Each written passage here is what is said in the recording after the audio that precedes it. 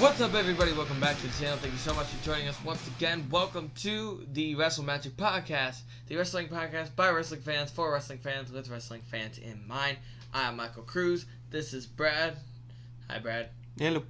I don't know if you ever want me to say your last name. Do you? My care? YouTube channel has my last name on it, so it's too late now. All right. This is Brad Dom. And Dom plus, spelled D-A-U-M, D as in dog. I'll probably put the watermark underneath like I did for Hot Topic this week. Also, our Twitter handles, which should appear now. Cool. It's Movies and Guitars, right there. And MGC1536. So now that we have all that out of the way, be sure to hit the thumbs up button and the subscribe button.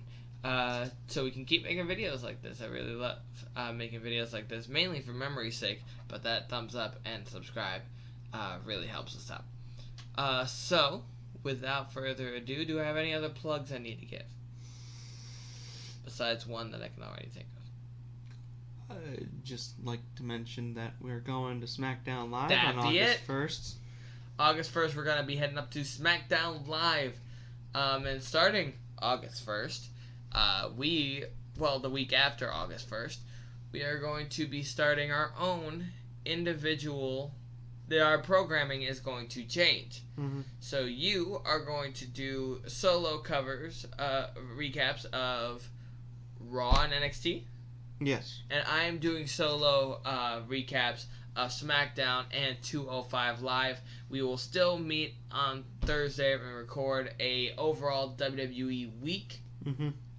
But for our in-depth stuff, in-depth stuff, for each of those recaps, we'll talk about that together on this podcast here, and Hot Topic's not going to change either. Nope. And we're still going to have our gameplays. And he's also supposed to give me the login information, finally.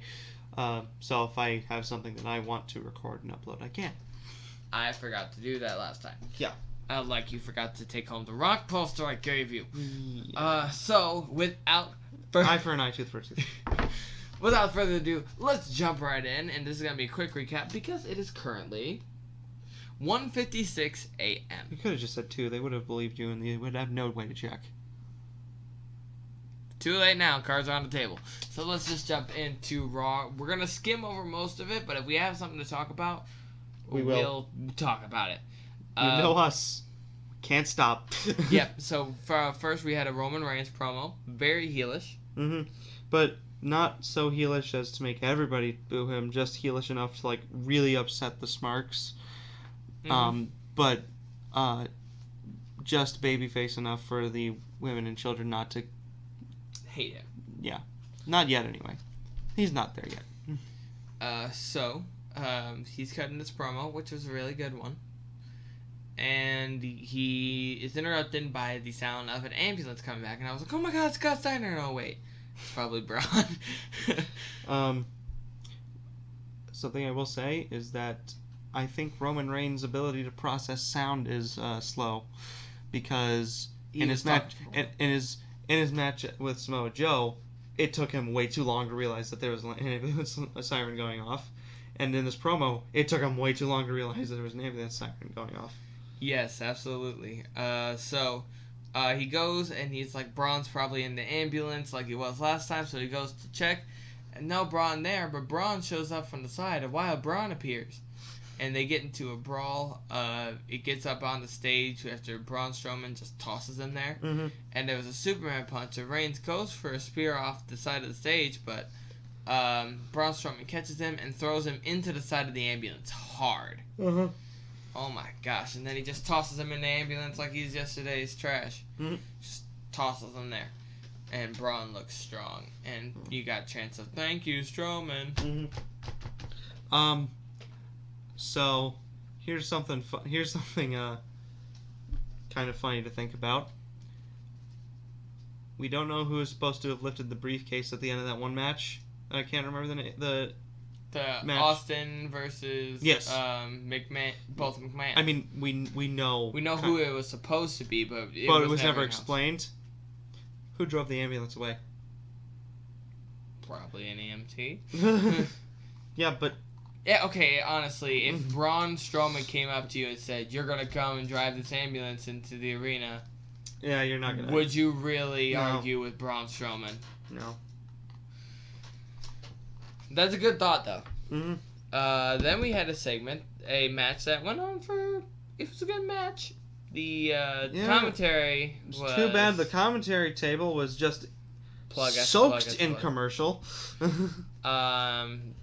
Josh Duhamel, is that how his name? Is it famous person don't care. Oh, okay. Let me just read. It's Josh Duhamel. Josh Duhamel was on commentary, and even though he's obviously never seen any wrestling in his life, he seemed to be enjoying it, and I did not mind it as much as you did. He seemed to be enjoying it. At least he liked what he saw. And you know what? They made a point about this. They said at the Wrestle Ramble with Ollie Davis and Luke Owen, they said that he just broke kayfabe right from the get-go. And he was like, yeah, I was just talking to Vince backstage. And he's like, no, Vince is not supposed to be here. He's not here. We have other authority figures. What are you doing? You're exposing everything. No, actually they don't, except for Kurt Angle. Yeah. Stephanie's out selling the table spot like a boss. Triple H is out probably selling. Seth like a boss. But and Vince just never shows up except for the Raw after WrestleMania. This match started with Elias Sampson and Shane Morrow getting interrupted before their song by the Hardys and Finn Balor, and then Holla Holla Holla tag match play. The Faces won with pinning Cesaro. Finn Balor was really happy to be teaming with the Hardys, by the way. Yes. He made it a point on social media, he took a picture with them, and it's like, you know, used to watch these guys on TV, and we were in a match together. It's truly wonderful. So then we had... This was kind of a lame payoff, really. It was Goldust and R-Truth were supposed to be in the match. And guys, Corey Graves made a wrong call. Oh, okay. I'm gonna let you have the floor with this. So, I understand what the joke was. The joke was Corey Graves is supposed to be playing the heel commentator here and is supposed to be talking up Goldust huge and trying to make him seem like he's on another level than all of us. He referred to the cameraman as a film operator. Now, almost correct, Corey.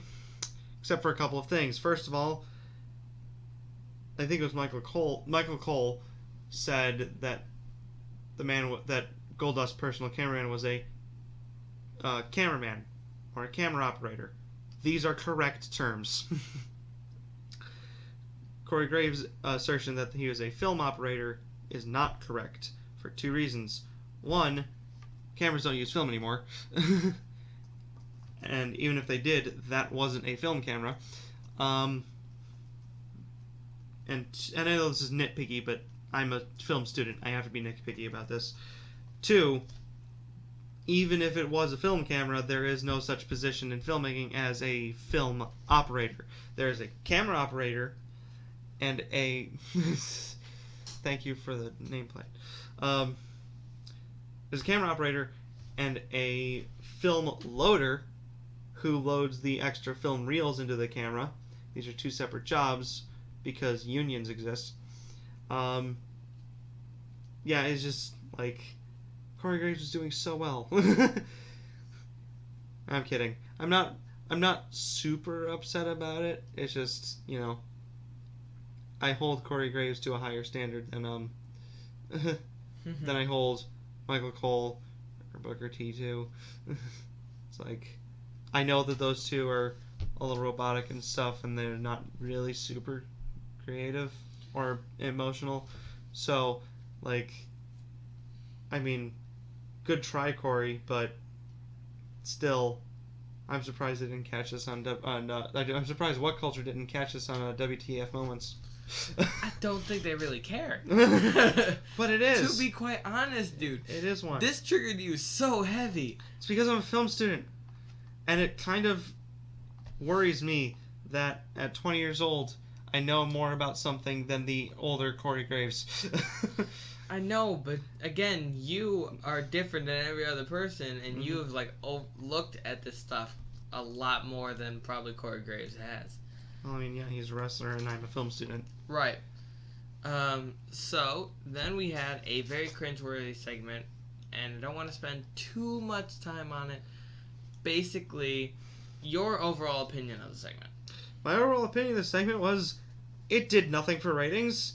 It still has not done anything for ratings, and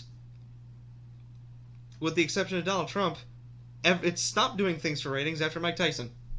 Mm-hmm.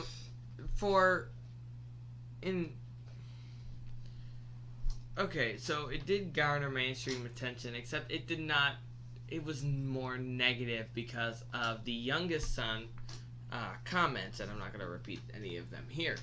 But at the same time, though, also, I found it hilarious just because of the fact of how cringeworthy it was and how bad it was.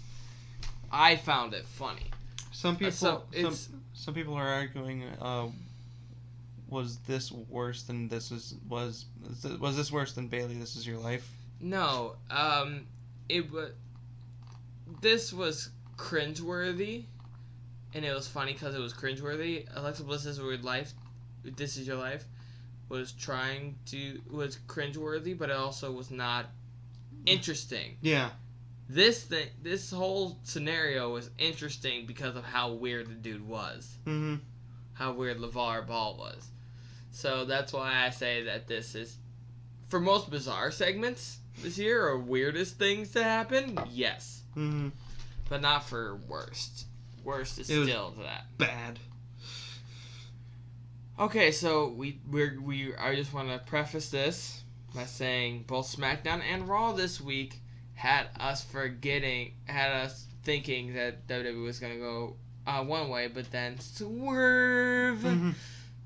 So Enzo Amore tried desperately to get Cass to see the light and to get the team back together. And Big Cass apologized. He said sorry, and he tried to get Enzo to join with him again. And the crowd were chanting no because they were like, "Oh my God, it's obviously a trap." Mm-hmm. But then when they did the thing together, they hugged and they did the SAWFT. The crowd went nuts. Yeah. And I was like, okay, I really didn't want to see them break up anyways. They're really good, and I want to see them hit their stride. And then, oh God, Cass just killed him. This seems a little bit less like super angry monster Big Cass, and for a heel, instead of being a big angry monster, he's just an a-hole. Kind of. He's a dastardly heel, which is fun. Yeah. Because more often than not, when you're 7 feet tall, you're gonna get the big angry monster gimmick. I like that it doesn't look like that's what they're doing with Big Cass. I think that what they're doing is intelligent, perhaps a little psychotic, dastardly heel. He also looks like a monster because you see how far he threw Enzo? Uh-huh. He threw Enzo down the ramp, man. Jeez, oh, Pete, man. Which Enzo sold beautifully. Yes, Enzo is like great at selling getting beat up. We should get Enzo and Dolph Ziggler in a match and see who can outsell each other. I think it's just they're just will be both on opposite sides of the mat, flopping like a fish. The funny thing is, I can imagine it. It's hilarious. Oh man, this match did nothing. The Rock would look at it and it's like, guys, come on, I oversold the stunner, but I knew when to stop. This match did nothing for me. Seth Rollins fought Kurt Hawkins. Kurt Hawkins got way too much offense in. Kurt Hawkins matches never do anything for anybody. Except when he's fighting Aleister Black for some reason. And Bray Wyatt said some words. Bray Wyatt said things. Woohoo. Then we had... the segment that, in my mind, has made Samoa Joe just the slightest bit scarier than Brock Lesnar. Oh my gosh, it was absolutely great. So Paul Heyman talks up Brock Lesnar, and he introduces Brock, and Brock starts to come out. Samoa Joe comes up behind him, chokes him, and Brock's trying to fight out of it, but Samoa Joe catches him, and he can't get him out. Mm-hmm. So now this is a point of contention. Last time for the Pull Apart Brawl, they had like a bunch of people, all the mid-carders come out. Mm-hmm. This time they only had the Revival and Carl Anderson. Mm-hmm. And a referee. Do you think this makes Joe seem weaker at all? Nope. Because fans aren't going. They're not counting people. Yeah, it's the just some people have the been primal counting. instinct in your brain is, oh, holy crud! This 5 foot something or other, large man who can move very fast, almost choked out this Other large man that can move very fast. larger man who can move very fast. Who, and like, you got to think of it also this way. I mean, Paul Heyman wants you to think of it this way, but Brock ended Taker's streak, and Samoa Joe makes it look like he's nothing. Yeah. That is a scary image. And basically, so this was also a question, at least from Steven Larson. Do you think that they used the color changing thing on Brock Lesnar, or was he legitimately turning that purple? Have you ever held your breath really forcefully and strained yourself? Yeah, I could see that, but that was really quickly. So, if I understand though, but it is. So how do you know he wasn't doing that on his way out, or trying to sneak it in certain places? Yeah, you have to really watch though. Mm-hmm. But And also, it's Brock Lesnar. You're telling me that he can't flex his muscles harder than anybody else? Yeah, I know. It was just a point of contention I just wanted to bring up, and I felt the same way that Brock Lesnar is like a freak of nature. So among his obvious talents, he also is able to make his face turn colors pretty quickly. Decent match. Neville versus Lince Dorado. Akira Tozawa watching from ringside, and Akira Tozawa in a suit and glasses looks like I want to buy into the Titus brand. Where do I sign? Can I please put stock in your Titus Worldwide gimmick? Please. I will pay much money. Good match. Packages. I cannot wait until we actually have Titus Worldwide merchandise. I will be buying some. Titus Worldwide official sunglasses. They're just the ones that Akira Tozawa wears. It's just everyone wears them now. So now the Raw Women's Gauntlet match, which was really good. Yeah. The ending was. Oh, by the way, this entire week, every single main event was a women's match. Yes. So, I did want to point that out. Every single match was a women's match main event, and it's really great for the women. Sasha Banks won the match, beating Nia Jax after Nia Jax destroyed every other bit of competition. Mm-hmm. It was really good. Mm-hmm. I really liked it. Alexa Bliss came out afterwards after Kurt Angle came out to congratulate Sasha, and then Sasha beat up Alexa Bliss and held her title up. So because it's not the night before a pay-per-view, it might still be valid. Yes. And you know what? Somebody's been doing the research, and because they did it for so long that thought's ingrained in our minds, lately that hasn't been happening. Nice. So Shinsuke still didn't win Money in the Bank, though. Yes, that is the point. Mm-hmm. So overall thoughts on Raw? I want it to keep going in this direction. Whatever that direction is, that's keeping it like with the exception of the dumb celebrity stuff. If you took that stuff out and just focused on the wrestling storytelling and stuff, nothing wrong with it. And I know the thumbnail for this show, for our show this week. Women's wrestling at its finest. Alright, so we are moving on to SmackDown, Daniel Bryan comes out and hypes up the matches that were made for the night. The matches being Naomi versus Lana, the women's Money in the Bank match, and the Hype Bros versus the Usos. And Carmella and James Ellsworth interrupt. Carmella cuts another blistering promo. And blistering promo. I'm sorry, because a lot of people are making comparisons. I got it. And then James Ellsworth ruins everything for Carmella. And Daniel Bryan's like, okay, James, remember when I said you were banned from ringside? I'm not going to ban you from ringside. I'm going to ban you from the entire arena. And this shows you how good WWE's security is, because he came back later. Whatever, it's neither here nor there. At least he didn't win the match again. Yeah. So, James Ellsworth was banned from the arena, taken out, kicking and screaming. Daniel Bryan is just inching ever so closer, just out and hitting someone, and them falling to their knees and him delivering a whole bunch of yes kicks. Did this make you hype for a potential Daniel Bryan versus James Ellsworth match? Oddly enough, yes. But only if Ellsworth gets in no offense. None whatsoever.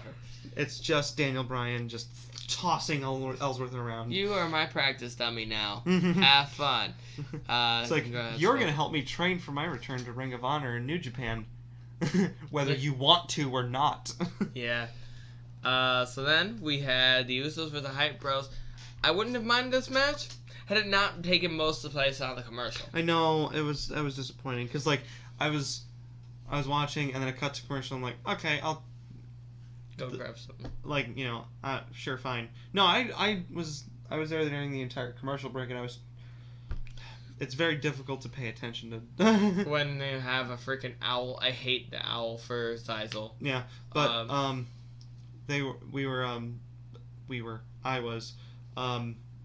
was kind of catching glimpses of the match that was going on, and I was like, oh, it's going back to the full frame view. Great. So now you get to see the rest of this match. And it's gone. Yeah, it's like and I was just thinking like, okay, so we had a pretty decent tag match that was commentary team just delivering a commercial over it the entire time on Raw. And then we had an actual commercial going over the playing over a match that was a tag match over on SmackDown. Cringeworthy at its finest. And then the New Day came out, spit some bars, and then a challenge them to a rap battle. Rap battle is set for next week, and the tag title match is at Battleground, which is appropriate for a John Cena return episode. Yes. And like I had messaged you, I had said, I really hope that this rap battle is going to end up being better than I expect it to be. Like, I'm expecting John Cena officiating. Sure. I can dig it. I'm looking for medium to fast pace from these guys, because if not, then it's just going to be the slow paced kind of rapping where it's like, back in the 90s this would have been like sick and rad and dude, it's like nowadays it's just what are you doing? So this match never really happened that much. There wasn't a lot of match here. No, there wasn't. Lana attacked Naomi before the match, and even then Naomi beat her. Lana drew attention on Twitter, by the way, that her shoulder wasn't down when she was pinned. That's fair. This means we might have to see another match between them. Lana's finisher looks awesome, though. Yeah, her finisher does. Her finisher does. It looks quite awesome. Good job, Lana. Good job. But at some point between then, we had another Fashion File skit. It wasn't the Ascension. No, it wasn't. But the Ascension are great at comedy. Oh my gosh, they're absolutely great. I like how Breezango is gradually just taking the entire tag division down with them. Dude, the best thing about this segment, I think we just played Good Cop, Good Cop. No, we played Great Cops. Oh, Tyler Breeze is so great. They finally got his character. They got both of their characters right finally. Oh man. So we had the big announcement for Battleground. Randy Orton versus Jinder Mahal in a Punjabi prison match. Now, I'm upset that the Punjabi prison match was looked on with such dismay. Granted, you do realize the only reason they're bringing it back is because Jinder Mahal is of Punjabi descent, right? Yes, I understand that. And I do not mind. And it is kind of odd, but I do not. In this feud, I mind it.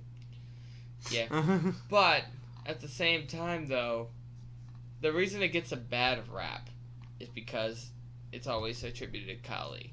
Mm-hmm. Jinder Mahal is, which is not very hard of a thing to do, a much better wrestler than Kali. And I feel like he and Orton... I have a feeling that if you taught me 2 moves, I would be a better wrestler than Kali. I could teach you one of his. Here's the other one. Would you like another? No. You know more than Kali. But the reason, because Kali was not looked as a great wrestler, the Punjabi prison match is seen as a failure, which I think the concept of the match itself is great. Mm-hmm. It's although storyline reasons, why is Jinder Mahal getting rid of his one advantage? It is in the Singh brothers. That doesn't make sense for storyline reason. However, it might be A, a pride thing, mm-hmm. and B, maybe Kali taught him a thing or two. Mm-hmm. But I think these two could do a really good Punjabi prison match. Perhaps. Maybe. And maybe they might throw a twist on it that Jinder Mahal would have the Singh brothers be the ones that hold the gates up. Because the way the Punjabi prison match works, there's 2 cages. Mm-hmm. The one that's around the ring itself, like on the ring, has 4 cages. Like 4 doors, 4 gates. Mm-hmm.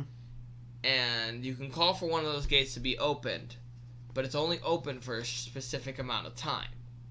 Right. If you do not get out in that specific amount of time, it shuts and it shuts for good.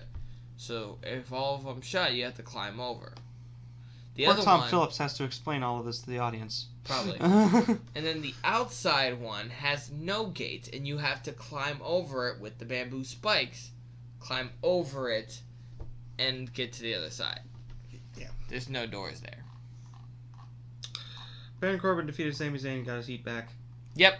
That's about it. This was funny. Although that he did, so Mike and Maria Kanellis just show up, start cutting a promo, and then Sami Zayn's music just starts hitting, and then like he comes out, does his little entrance thing, turns around, and is like, "Oh, oops, sorry, I got a match. My beat, just go ahead back there, and you're good." And it made me laugh. I started dying when that happened, and Maria's like, "Are you kidding me? What is this?" Sami's like, "Oh, I'm sorry, I just got a match." It was good. And then we had the second Women's Money in the Bank ladder match. It was a fine match. It was good. Like, it started out for me, but after that first commercial break, it just got way better. Turned up to 11. Yeah, it's like it was. Oh man. And the match that I feel like should have happened at Money in the Bank. James Ellsworth comes in. He starts climbing the ladder again. Becky Lynch pushes him over. He lands crotch first. Let's talk about some of the spots here. So one of my favorites was everybody's out of the ring. Kamara's the only one in the ring. She sets up the ladder. Starts climbing up a bit. This made me laugh. This is the first time, and then everybody scrambles into the ring, and they're just all standing around her, staring at her, and she's like, "Oh, hi." What was another fun spot? Oh, another fun spot was when Tamina and Charlotte are fighting over a ladder that isn't set up properly. But because they're fighting over it and basically are stabilizing it, Becky Lynch is like, "Nope." Climbs up it while they're holding it, which is a scary idea. Yeah, especially considering as they just went and dropped the ladder and she just fell backwards. Yeah, that was. Oof. So Becky Lynch goes to climb the ladder again. By the way, when she climbed that ladder while they were holding it, not set up, She did it really quickly. Yeah. I was surprised. Like, what? After she crotched James Ellsworth on the top rope, she goes to climb again, and then Carmella gets a steel chair, busts her like a bunch of times, and then Carmella climbs and gets it. So technically, Carmella's a 2-time Money in the Bank winner. So she's on par with CM Punk and Edge. No. CM Punk won 2 times in a row. Technically, Carmella did it. Yeah, but that does not mean she is completely on par with them. Well, I'm talking about for her accomplishment-wise. No, because CM Punk delivered a promo that revitalized the industry. Carmella's not going to do that. She's revitalizing her own career. But CM Punk revitalized the whole industry. True. And also, CM Punk chose to retire early. Carmella probably won't retire early. Edge had to retire early. On par, she is not. You got very triggered by that. Alright, so let's move on to NXT. So I want to preface this that I showed my friend Jared this. He's not big into wrestling, but he really liked the match that was Mick Foley versus Undertaker in a cell.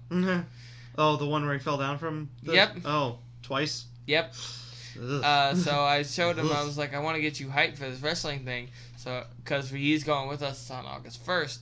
So I showed him NXT. Bad idea, because the Velveteen Dream was the first thing he saw. And did he at least watch other? Yes, stuff? Okay. We watched the whole show. All right. And he was terrified of Nikki Cross. He was absolutely terrified. Good. That means she's doing her job. He said, I want the Japanese chick to win just so that way Nikki Cross does not, destroy anything. Oh, there was plenty of destruction. Yeah, I know. But we'll get to that. Velveteen Dream won in very convincing suggestive fashion. This match had me terrified for Hideo Itami's life. Seconds into the match, Hideo Itami's busted open. Yeah. Second into the match. Was that worked or shoot? That was shoot. Oh, okay. That was shoot. He busted open. There was blood all on his hand and down his face. EMTs stopped the match.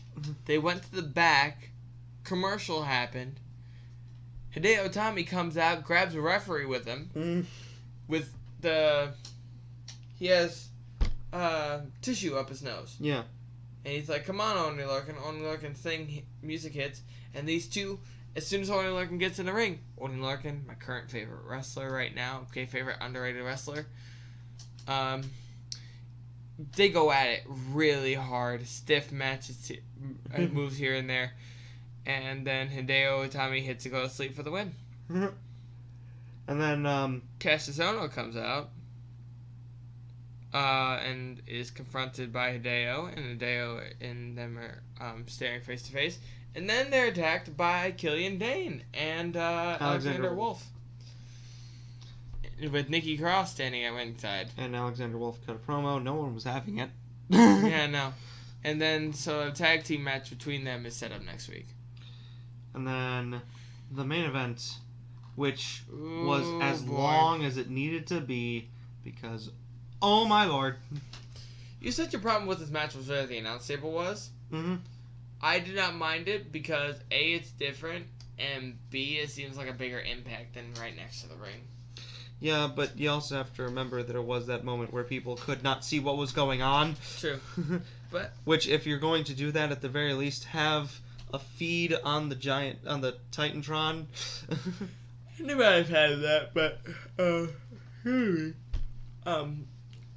Full Sail's small and intimate, so they might be able to see still. But the match was absolutely brutal. Trash cans galore.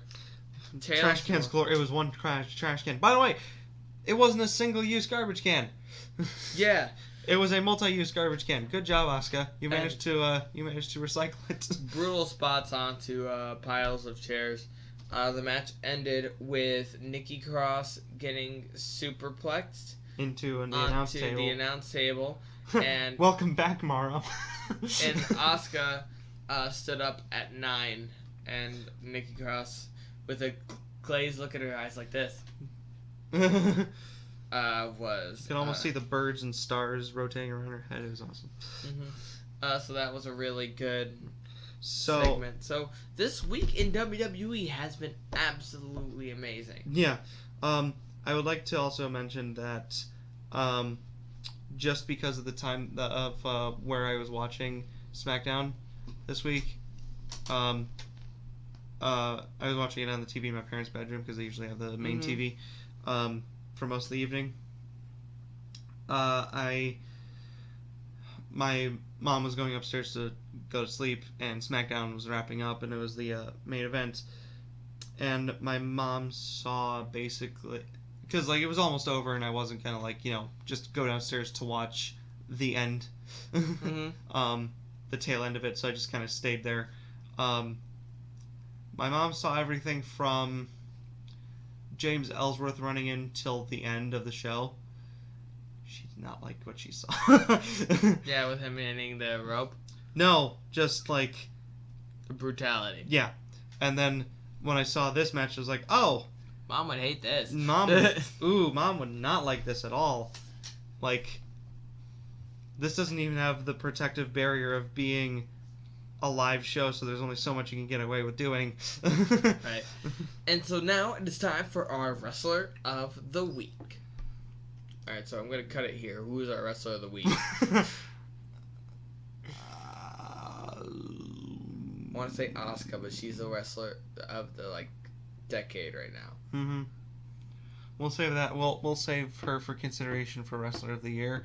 In the meantime, I'm gonna have to go with. I personally. Sasha. I was gonna say Nia. She was both. No, Nia. Nia. She was a bit. Nia. Right, cool. Alright, so for the Wrestler of the Week, we take a look at all SmackDown, Raw, and NXT. We'll pick one wrestler and why they are our Wrestler of the Week. And we have picked Nia Jax.